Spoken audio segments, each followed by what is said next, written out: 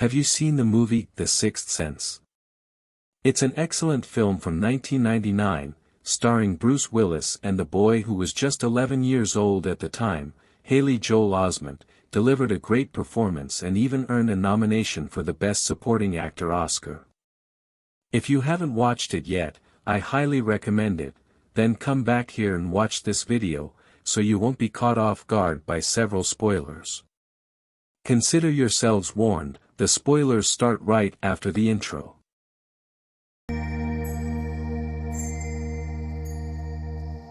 I appreciate your company and kindly ask that you subscribe and hit the like button at the end of the video if you enjoyed it, as this is how you can support the channel. Thank you very much. The movie deals with the professional relationship between a psychologist and a boy who seemingly struggles with emotional disorders. This is not a channel about movies, it's a channel about spirituality, so it's evident that the film has some connection to the theme. The boy is a medium, or as he puts it himself in the course of the movie, he sees dead people. Now, let's analyze some events from the film and find out what corresponds to reality. Emotional disorders. Early in the movie, psychologist Malcolm Crowe has an interaction with one of his patients, Vincent Gray, who breaks into his home in a state of emotional distress. The psychologist is unable to control the situation, and his patient takes his own life. Does this event in the movie demonstrate a possible reality? The answer is yes. As the movie progresses, we discover that the patient was also a medium and struggled because of it. Unable to cope with the spirit encounters, the young man suffered from obsessions. It's interesting to note that other people also didn't understand what was happening to him and labeled him as crazy. The young man blames his psychologist for not being able to help him. Without proper care, without study, and allowing oneself to be controlled by ignorant and malevolent spirits, an incarnated person can be almost entirely controlled by those spirits, and mediums suffer much more from this, as they have a much easier interaction between the two planes, the spiritual and the carnal. Obsessions have different levels of interference, and that young man was certainly at a very high level, which Allan Kardec classifies in the Medium's book, as subjugation. Spirits act upon us much more than we imagine. Most obsessing spirits are those seeking revenge for past deeds. They desire the suffering of their obsessed person, and their main goal is to push them to take their own life, knowing it's a great offense against God's law, and they may then be even closer to continue the process of obsession and revenge. To move on to the next event in the movie, it's necessary to unveil the major plot twist here. The boy who had been Dr. Malcolm's patient, before taking his own life, shoots the psychologist. The movie continues about a year after this event, showing Dr. Malcolm starting work with a new patient, but it doesn't make clear what we'll only discover at the end of the movie, that the psychologist died from that gunshot. We watched the entire movie thinking that the doctor was still alive, when in reality all the interactions are from his spirit. This movie should be watched at least twice, because when we already know that the psychologist is in spirit, we notice many details that went unnoticed before. The first encounter between the psychologist and his new patient. The next scene shows Dr. Malcolm in front of his new patient's house, the boy Cole Sear, waiting for the first contact. The boy comes out of the house and notices the man, or the spirit, and runs straight to a church. Inside the church, although still wary, the boy has a calmer interaction with Dr. Malcolm in spirit. It's another great achievement of the film. Cole had already noticed the spiritual protection that the church had, like an energetic barrier that prevents malevolent spirits from entering and disturbing the environment. This happens in various religious buildings, but not in all. It happens in Catholic or Protestant churches, spiritualist or spiritist centers, but not in all of them as I mentioned, but only in those where their leaders carry out a great spiritual work of enlightenment and fraternal assistance. Mother and son in the kitchen. In this scene, Cole and his mother, Lynn Sear, are in the kitchen. She closes some drawers and cabinet doors and goes to another room to get a tie for her son, who was sitting at the table for breakfast. When young Lady Lynn returns to the kitchen, all the drawers and cabinet doors are open. She gets scared and believes it was her son, but finds it strange. Could spirits have done that? Can they move objects in our physical plane? Although not common, it can happen. It's the phenomenon known as poltergeist. This phenomenon is not common because certain circumstances are required, and the main one is the presence of a physical effects medium. And what is that? The Spiritist doctrine clarifies that we are all mediums because we are influenced by the spiritual world, but there are ostensive mediums who interact more directly. Mediums are those people who have a characteristic that allows them to have an exchange and subsequent communication with spirits. The name medium comes from mediator or intermediary, meaning someone who mediates communication between the physical and spiritual planes. There are several types of mediumship. The most well-known ones are psychography, where the medium writes by the spirit, listening and transcribing, or having their hand guided by the spirit, and psychophony, where the medium speaks for the spirit. But there's also physical effects mediumship. In this type, spirits use the medium's ectoplasm, a kind of energetic substance or vital fluid that all living beings possess, and are able to interact with our physical plane. So, besides being a medium who sees and talks to spirits, the boy Cole would also be a strong physical effects medium, allowing objects to be moved by spirits when he's around. A significant detail at the end of the scene is the moisture mark from the boy's hand that gradually disappears from the table. It may seem senseless, but it could indicate nervousness about what his mother was thinking of him, or a physical change in the medium resulting from interaction with spirits, which can cause chills, coldness, or warmth. Photographs with lights. The next scene we're going to highlight shows Mrs. Lynn looking at some photographs and noticing that there's a light next to her son in practically all of them. It could be a common effect of lens captures, but it could also be the phenomenon known as orbs. Normally, a camera cannot capture spirits or anything from the spiritual plane. However, based on what we saw in the previous topic, the boy's ectoplasm can assist in the materialization of spiritual effects, and thus be captured by camera lenses. Free association writing. Dr. Malcolm explains to Cole what free association writing is. It's when you take a pencil in your hand, and you put the pencil to a piece of paper, and you start writing. And you don't look at what you're writing or think about what you're writing.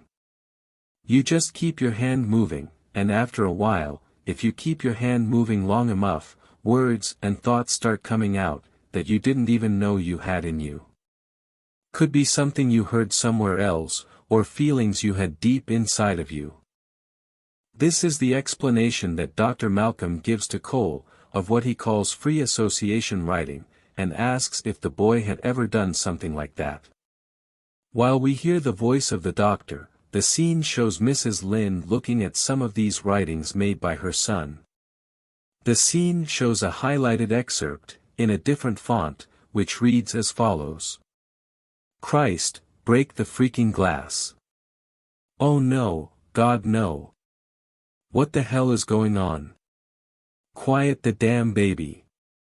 I'll cut you. I swear it. Someone stop the burning. I'll kill you. I'll kill all you, bastards. Cole responds that he has indeed done the free association writing, and that he wrote sad words. It's very clear that free association writing is nothing more than psychography. The sad words that Cole wrote are from disturbed and suffering spirits who communicated through him. I see dead people.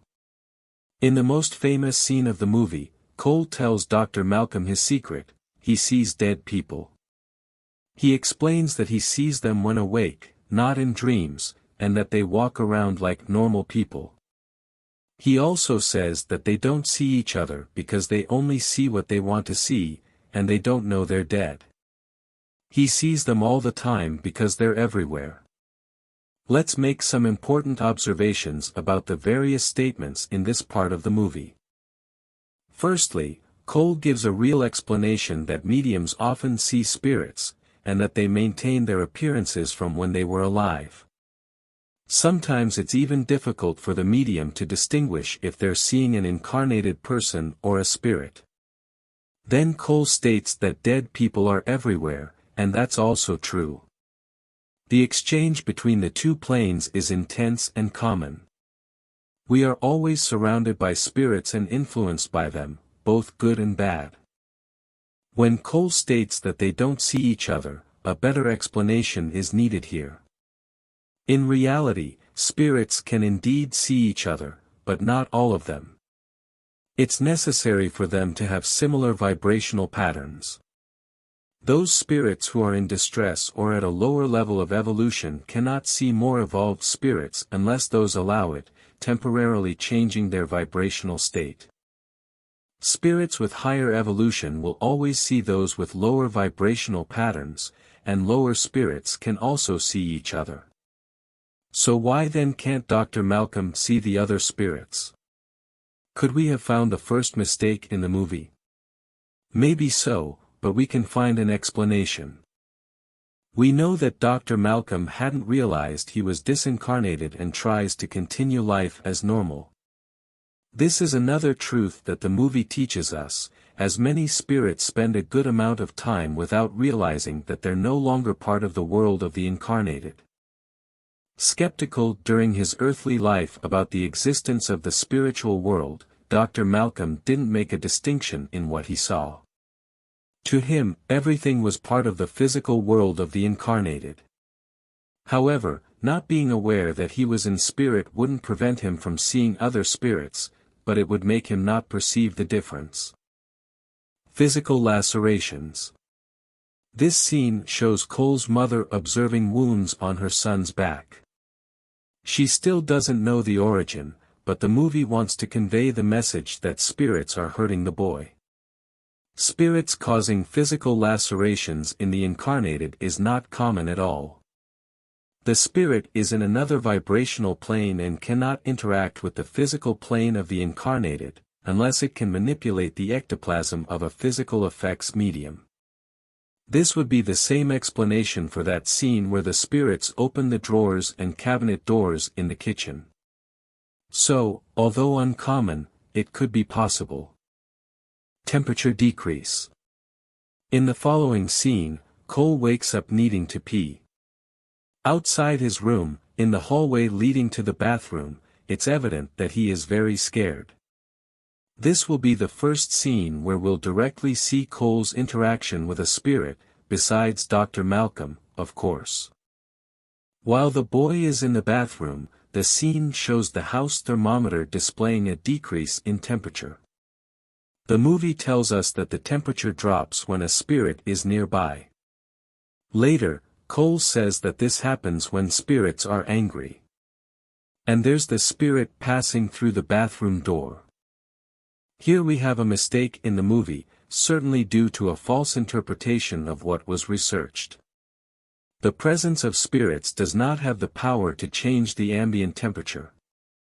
After all, as Cole himself said earlier, they are everywhere, and if that were the case the temperature would drop all the time. This is just a ploy that the movie uses to create suspense. However, without the ambient temperature changing, the medium can feel cold or hot, due to changes in their ectoplasm during an interaction with spirits. Cole might even feel cold, but that wouldn't make the thermometer change. The spirit of a woman. After leaving the bathroom, Cole goes to the kitchen and sees what he thinks is his mother, but it isn't, demonstrating that mediums often see spirits and can't distinguish whether they're incarnated or not. In the kitchen, we meet the spirit that opened the drawers and cabinet doors, a woman who still tries to follow a routine of taking care of the house and cooking, and who certainly suffered domestic abuse from her husband, as she still had wounds. Here we will anticipate what we will see in other scenes later on, where spirits appear still bearing wounds and suffering from pains they had when incarnated. This is another spiritual reality. Spirits can continue to feel the pains they felt because they feel alive, and this will last until they realize the new spiritual realities and recompose their perispirit, which is the spiritual body, a body of less dense matter that surrounds the spirit, whose physical body that died is its faithful copy. The hangings at the school.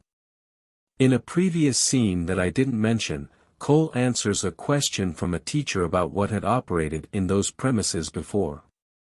He responds that there were tortures and violence practiced there, and that people were hanged, a fact unknown to the teacher, as history only mentioned that it was a judicial sector with judges and lawyers. Cole says it was they who practiced the violence. In this scene that complements the information from the first one, Cole is walking down the school hallway with Dr. Malcolm when he spots spirits who were hanged. Old places hold memories created by the thoughts and energies emitted by the various people who lived there, creating what we call an egregore. Some environments of intense suffering retain this energetic field, which can be felt by mediums and even by people who don't usually have these interactions frequently. The egregore will be created according to the emanations of thoughts and feelings of the people who live or have lived in the environment, and therefore it can be good or bad. The interesting thing is that Dr. Malcolm doesn't see them, and Cole tries to teach him to feel them, hence he mentions the shivers down the back of the neck or arm, as physical reactions due to the interaction with spirits. Cole adds that when they get angry, it gets cold. About this we've already seen that coldness is a physical reaction, just like shivers that the medium can feel, but in reality there's no change in the ambient temperature. The bumblebee pendant. In the next scene, Cole and his mother are eating, seated at the kitchen table. She asks her son about his bumblebee pendant, which she found in her drawer and that this happens frequently. Cole doesn't know what to say because it's not him who takes it. The pendant belonged to Cole's grandmother. We have another lesson from the movie, conveyed through Cole's words. Sometimes people think they lose things, and they really didn't lose them, it just gets moved. Mrs. Lynn is upset because Cole doesn't say it was him. The boy wants to say it was a spirit, but he doesn't know what his mother would think and he's afraid. Misunderstood mediumship can be a major obstacle to good domestic harmony. Still, based on the principle of spirits using ectoplasm from mediums, this type of occurrence is possible and even common. The boy with a head injury.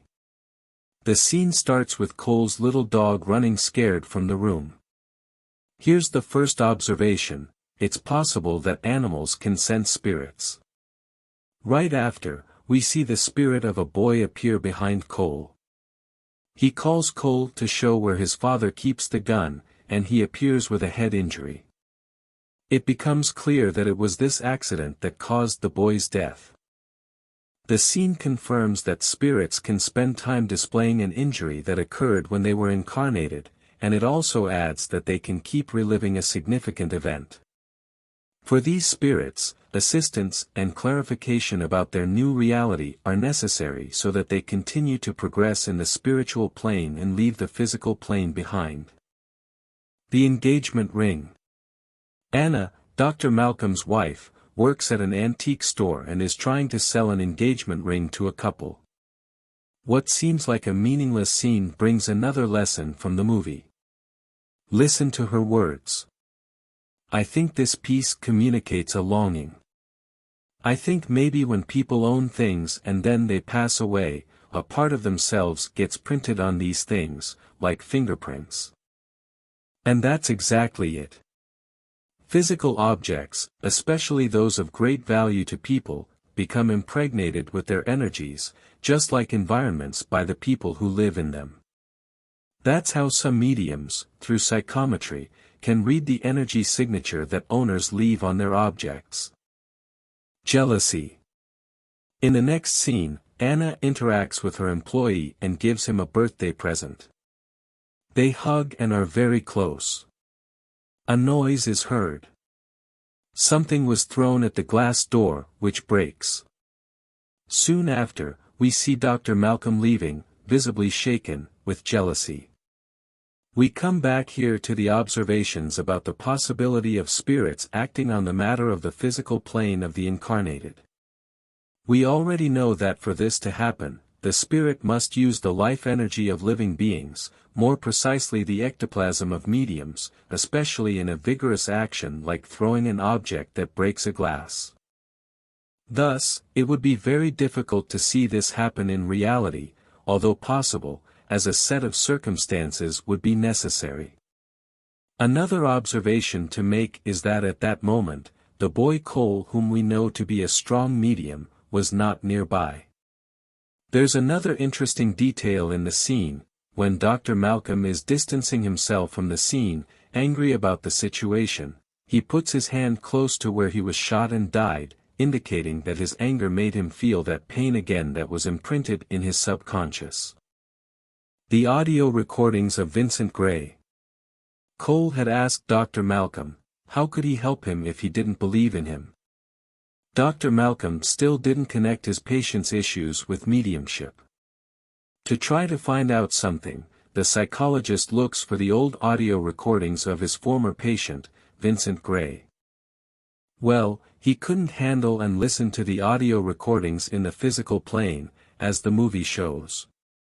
However, the events can stay in memory, and since the goal was to help the boy Cole, the higher plan, with the action of higher spirits, can assist Spirit Dr. Malcolm in searching through the subconscious for such events, or even use technologies that we are unaware of, which can enable his studies to be relived. On the audio tape that Dr. Malcolm is listening to, from one of the sessions he had with Vincent, the patient is crying and nervous, but also doesn't have the courage to say that he's afraid of the spirits he sees, since few people would believe that. At one point, the psychologist leaves the room, but the tape continues recording.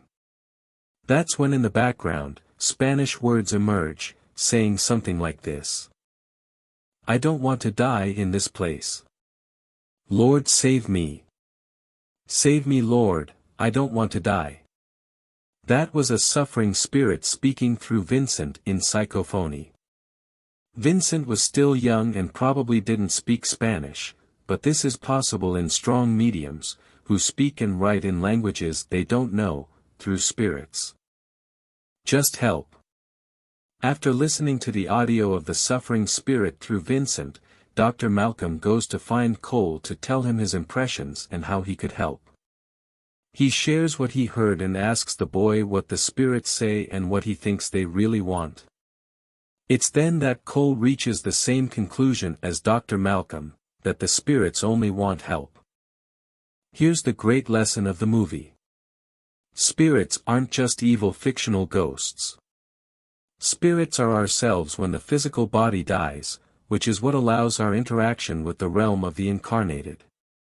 Spirits are humans like us, now living in the spiritual plane, and they continue with the problems they had during their incarnation. Cole and Vincent were not terrorized only by evil spirits, mostly, they encountered suffering spirits seeking help, and they reach out to those who they sense can see them. They are disoriented, lost, and in pain, and the fraternal assistance of the medium who can do this will be the right way to deal with the situation. Sometimes, just listening and offering kind words and positive energy can make a huge difference. The sick girl. Another excellent scene from the movie. During the night, when Cole wakes up to reassure his mother who had a bad dream, a spirit approaches. Cole, frightened, tries to protect himself in his makeshift cabin, which contains religious images, and where he feels a little safer. The cabin starts to come apart, once again under the principle that the spirit acts on the physical plane using the medium's ectoplasm. Then, inside the cabin, appears a girl with sad eyes who is regurgitating a slimy substance from her mouth, a certain kind of vomit. The image is truly terrifying for young Cole, who runs away and leaves the spirit behind. While Cole tries to hide, the girl remains in his room. This will be Cole's first attempt to put Dr. Malcolm's suggestion into practice, and even though he's very scared, he returns to the room to try to understand what that spirit wanted. Gathering all the courage he could muster, he approaches the girl and removes the sheet that was covering her. Here's another observation: for the sheet to remain over the spirit of the girl, as shown in the scene, she would have had to materialize. Spirit materialization is a possible phenomenon and has been proven in experiments. However, for this to happen, a lot of preparation of the environment is necessary, as it requires a significant amount of ectoplasm from the medium, and external interference can even be dangerous. And that's why I choose the second possible option to explain the scene. Those events were actually happening in the spiritual double, which would be a kind of a copy of the physical world, duplicated in another plane. In other words, those events with the tent were being seen only by Cole, who was a medium, as they occurred in the spiritual double and not in the realm of the incarnated. Thus, if any incarnated being had entered the room at that moment, they would probably have seen the tent set up and intact because the spirit did not directly interact in this physical plane. After removing the sheet, the girl appears no longer vomiting, and says to him, "I'm feeling much better now." This is another great lesson from the movie: a simple act of kindness, the simple intention to help, already transmits good energy to needy spirits, making them feel better about the suffering that afflicts them. Continuing the plan, Cole asks the girl what she wants to tell him, and the next scenes will explain what was happening with that spirit. Cole takes a bus to the girl's house. The journey is long, and he realizes that she came from very far away to see him. In this simple sentence, the movie shows that mediums are sought after by spirits, who seek someone they can interact with, and that this predisposition actually offers them a great opportunity to practice good. The dedicated medium, who studies and uses their ability for the benefit of others, whether incarnate or discarnate, acts as an instrument of God. The funeral. Cole and Dr. Malcolm arrive at the girl's house, where the funeral was taking place at that exact moment. Upon arrival, Cole identifies the girl's sister who appeared to him in spirit. These unbelievable accuracies, where mediums know about events in great detail, seemingly impossible to uncover at first glance, are justified only by their contact with the world of spirits. With careful analysis, they can serve as evidence of the truthfulness of communications. Through the conversations of those present, we learn that the girl had been bedridden and ill for 2 years, having seen 6 different doctors in search of a diagnosis and cure. Her younger sister was also unwell. Cole enters the house and already knows where to go. He heads to the girl's room and is looking for a videotape. As in a good suspense movie, an arm from under the bed grabs Cole's legs, but it's just the spirit of the girl wanting to show him which exact tape he should find. The request was for him to give the tape to the girl's father. Cole tries to identify him among the people there, hands over the tape to him, and adds that his daughter wanted to tell him something. The father views the tape and quickly seeks to watch its content. The video shows his daughter playing with dolls, but then his stepmother brings her food, and it's possible to see her adding a substance to the meal, which is the cause of her illness and subsequent death. On his way out, Cole goes to talk to the younger sister and gives her a small doll at the request of the older sister, because the little girl liked it very much. Cole had picked up the doll when he entered the room looking for the tape. Cole says that Kyra, the older sister, was protecting her little sister, who asks if she would come back. Cole replies that she wouldn't. All these events were closely followed by Dr. Malcolm. This interaction between Cole and the spirit of the girl had a significant impact on the lives of some incarnated individuals. Such interferences always require the approval of higher celestial scales. The main objective in this case was not to make the stepmother face the consequences of human justice, because even if her crime went undiscovered, she would have to answer to God's justice. The primary objective, in fact, was to save and prolong the incarnation of Kyra's younger sister. The new form of interaction. Helping Kyra was the beginning of realizing that most of those spirits came to Cole only because they wanted help. This is how he started to live with his mediumship more calmly and beneficially. The spirits began to be seen as they truly are, and they are people just like us, who now live in another plane. Cole helps Dr. Malcolm. In a calmer moment, after Cole learned to better cope with his mediumship, it was time for the boy to help Dr. Malcolm's spirit. Cole was very careful with the psychologist from the start, not clearly telling him about his new condition as a disembodied spirit, and he acted perfectly, as sudden news can cause a lot of distress to those spirits who don't recognize their new reality and still feel alive. Separating oneself from the things of the physical plane of the incarnated is often quite painful for those who are not prepared for it. This is how Cole continues to be careful, but offers an alternative to help Dr. Malcolm awaken. He suggests that his new friend try talking to his wife while she's asleep, as she would listen to him without even realizing it. It's another great lesson from the movie. During sleep, our spirit partially detaches from the physical body and remains active, having greater interaction with the spiritual world. Here on this channel we've already discussed astral travel and soul emancipation.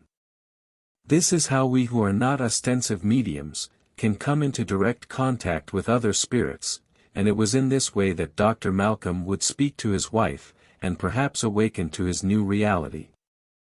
Dr. Malcolm and Cole bid farewell, knowing they probably wouldn't see each other again.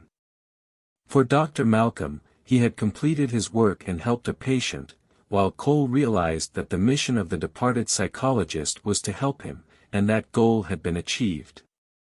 But before leaving, Dr. Malcolm gives Cole one more piece of advice: to tell the truth to his mother. Telling the truth to his mom. While they are stuck in traffic due to an accident ahead, Cole tries to gather courage to tell the truth to his mother. It's a challenging task because it's a subject that few understand, and revealing the truth could cause even greater turmoil. Cole says he is ready to share his secrets and begins by trying to present facts that challenge his mother's disbelief. That should be the best way to convince the skeptics, but only the open-minded skeptics will be convinced. Those who choose not to believe, no matter how many facts and rational studies are presented to them, will remain disconnected from spiritual realities.